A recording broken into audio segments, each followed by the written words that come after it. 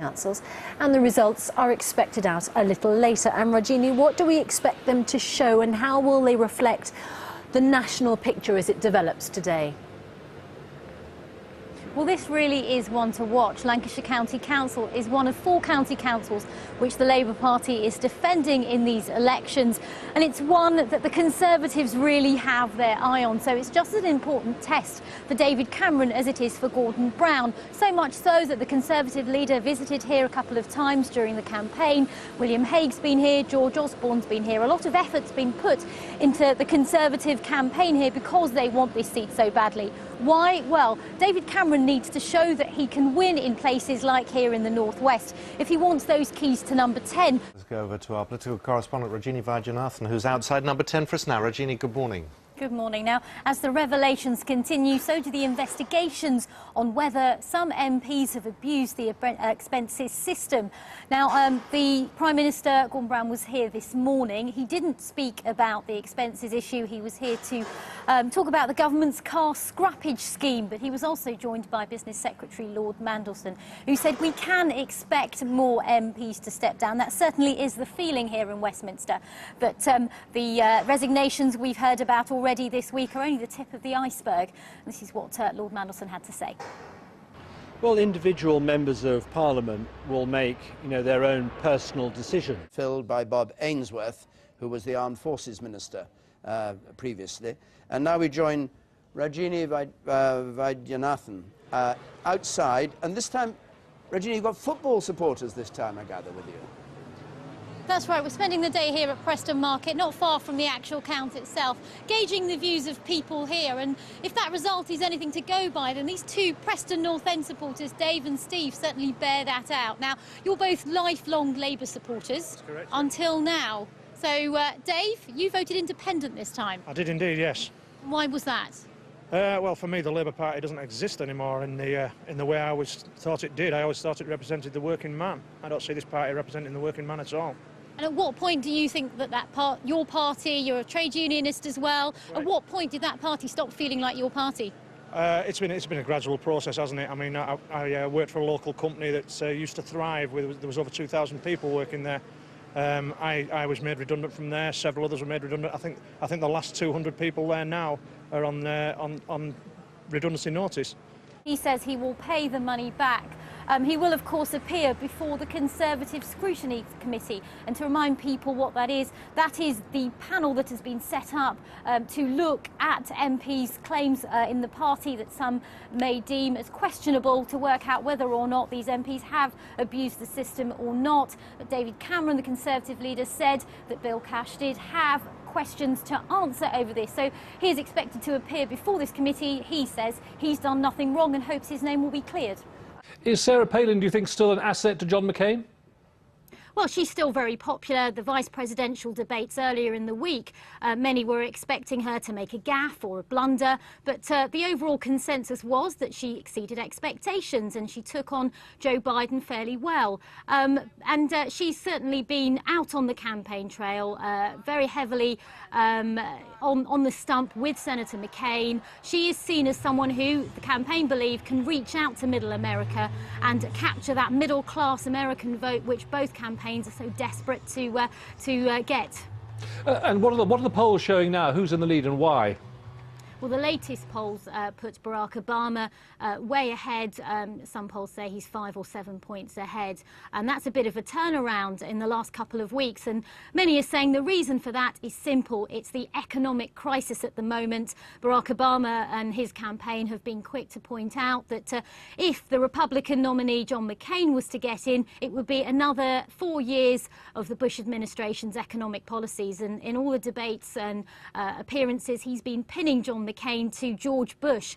Peter Haines' resignation has opened up a vacancy, 2 vacancies in fact. He held dual role in Cabinet at the Department of Work and Pensions and as Welsh Secretary. So let's look at some of the changes that Gordon Brown has made to his Cabinet today. Now, James Pennell, who was former Culture Secretary, moves into that Department for Work and Pensions brief. He's a former Pensions Minister and been described by many as a rising star in the Labour Party. city. Looks like there are tens of thousands already down there, and it's 7 a.m, Jane, so it's very early in the morning. We're already hearing reports of people having problems coming in on the metro, people coming in from the suburbs. It's already a logjam this time of the morning. Nonetheless, we just get that sense of the fact that people are prepared to make that journey. Not surprising. Whatever one's political persuasions here today, history is being made. It feels like the whole city wants to be part of this.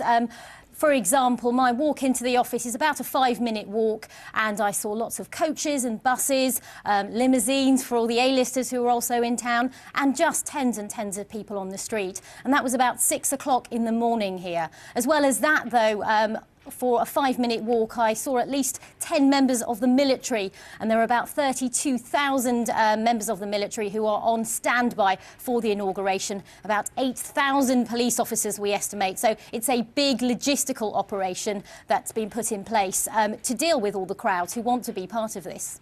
I'll just start with one anecdote from one Republican congressman who voted no on Monday. He's a congressman from California, and he said his mailbag before the weekend was 40-1 against this measure. The problem that many Americans have with this is that they don't want the taxpayer, they don't want to have to foot the bill, $700 billion, for what they see as recklessness by bankers on Wall Street. So his mailbag was 40-1 against it. But after Monday and that defeat in the House, he himself said he lost $10,000 on the value of his pension, and he says his mailbag is now changing. And although public opinion seems to be still against the measures, it does seem that the tide is turning. Stay with us, Striker. I think we can just talk now to our correspondent Rajinivaidyanathanlives, who I believe is in Philadelphia and joins us on the line now. And I imagine, Rajini, that people of Philadelphia will be pretty pleased he's starting his journey to the White House there. Absolutely. Speaking to one volunteer who is from the local university here before the speech, he said he couldn't contain his excitement and nerves because he was one of the many, many volunteers who, of course, gave up their free time for the Obama campaign. And this route will continue through to Washington. He will make stops along the way in Delaware and Baltimore, amongst other places. And we're expecting, police are certainly expecting, crowds to line the tracks of that train route. Many people just want to catch a glimpse of him, and there's certainly real excitement in the room here as Barack Obama works the crowds after that speech that's just finished. Rajini, he said he puts all his troubles down to A, the economy, and B, the expenses scandal. The expenses scandal gets more dire for him by the day. It does. Just on the expenses scandal, he did say in that interview, one thing I didn't cause is the expenses crisis, and he said he could feel the moral outrage that the public feels over this. And just reminder of the kind of update with regards to the expenses issue, Scotland Yard is going to be investigating some cases, a small number of MPs, in relation to their expenses claims. We also, on the Daily Telegraph today, they're claiming that more than 50 MPs overclaimed on their council tax bills as well.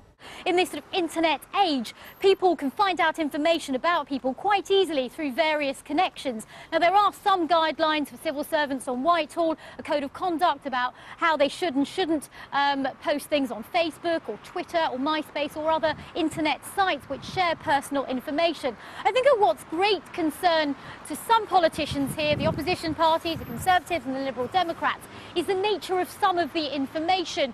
While the Foreign Secretary David Miliband said that it's no state secret to see a photograph of Sir John Saw on the beach, what is causing concern to others is the fact that in that information that was revealed on Facebook, their private flat in London, the address of that flat, was published.